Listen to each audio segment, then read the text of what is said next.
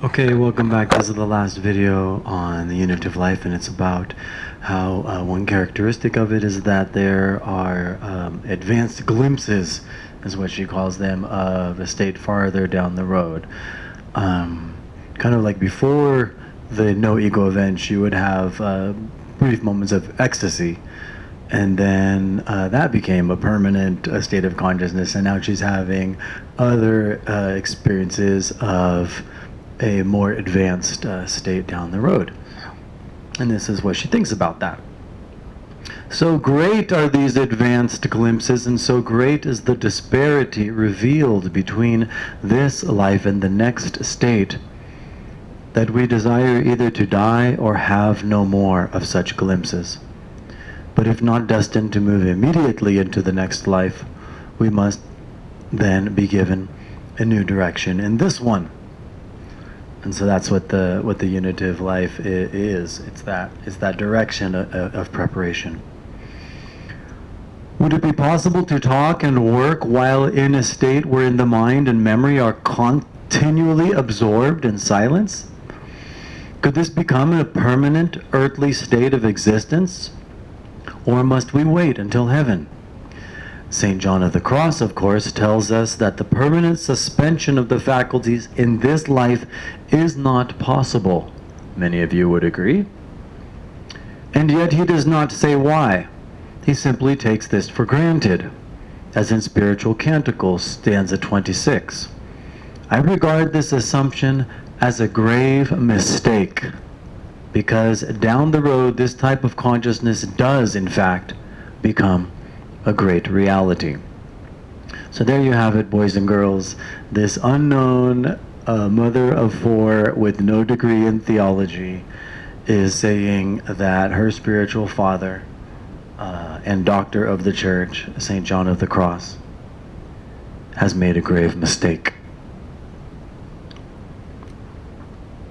She's not out to prove anything. She's just trying to help her fellow contemplatives. She only wrote for contemplatives, and she was just saying, what I experienced is not in the literature, it should be, and so that's why she wrote these books.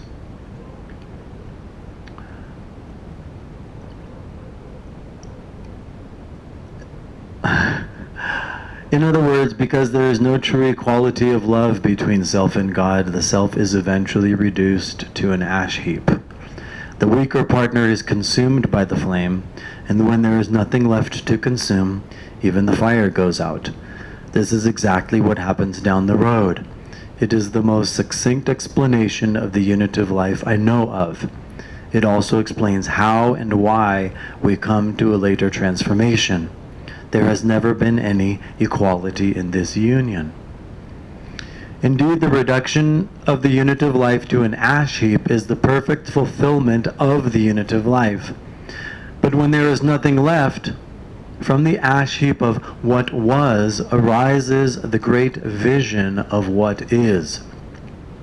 To bear the vision, however, the saint says God will have to somehow strengthen and equip the soul, give it the necessary capacity and fortitude, stretch the human limits that is.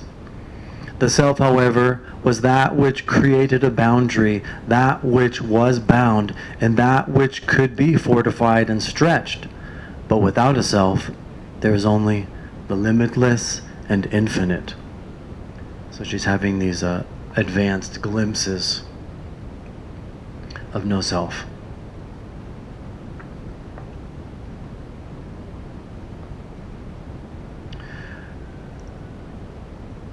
I think I'm trying to remember which quotes I've already shared with you and which I haven't. They're all so good. Okay. Because our minds insist on retaining the image and idea of the historical Christ, we are kept from identifying him as our subjective, mystical, interior reality. More often than not, we only recognize Christ outside ourselves or interiorly do not know him at all. I know I already shared this with you, but it's so good. We often take him for the still point, the center of being, the Holy Spirit. This is all right since they are one, but it still falls short of God's purely human manifestation in ourselves. The failure to overcome this duality between the historical and the mystical Christ and realize this identity is a great stumbling block that keeps us from realizing in what way Christ is manifest in us here and now as our true self. Here's one, all throughout this book she refers to Christ as God a few times, and where we're going with this is her book called The Real Christ, in which she claims that Jesus was not God. So here's one quote just for fun where she calls Christ God. So we can juxtapose it later on and see if there is an inherent contradiction. With this experience, I saw that Christ's primary message was the mature acceptance of our humanity, our selfhood, a unitive selfhood, and that it was only by accepting this that we could go beyond self to pure vision. As God, Christ's feat was just this, the full acceptance of his human manifestation, the living of his humanity completely, even unto death. In like fashion, the feat of the new man, the Christ self, is equally to accept this human dimension and live it fully, even unto death. For it is through this passage that we come to the final vision. At the time, although I saw all this clearly, I could not see how it worked. I could not see how, by accepting the self, one could go beyond the self. So, she's trying to figure this out. It's not easy because there's no one in the contemplative literature to help her.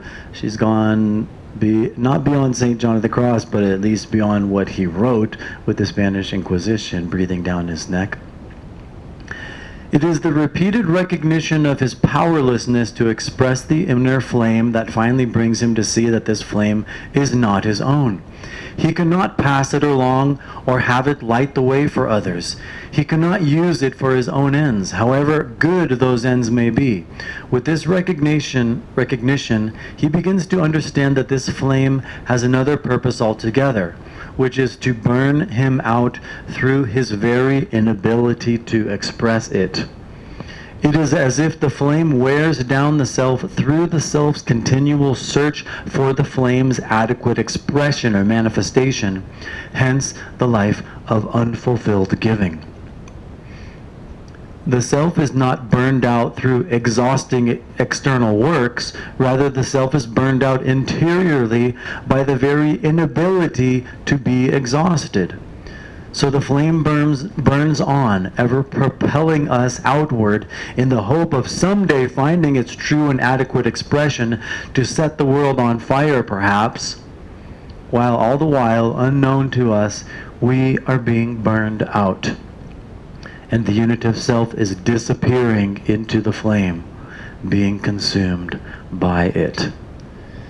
So this is when she starts to talk about things that most people have a hard time understanding. So we'll have a few videos next Saturday about the no self event and how it is obviously very different from the no ego event.